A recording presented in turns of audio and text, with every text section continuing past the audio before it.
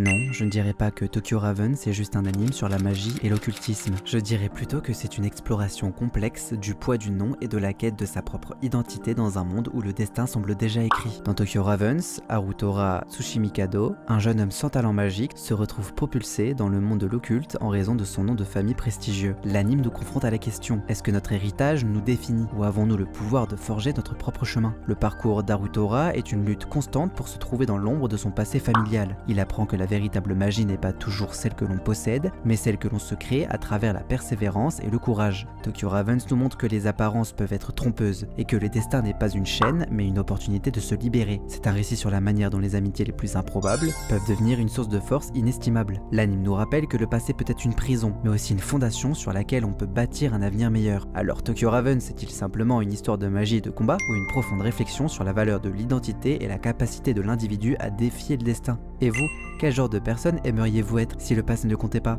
Et n'hésite pas à t'abonner et à me dire quel anime tu voudrais voir dans la prochaine vidéo.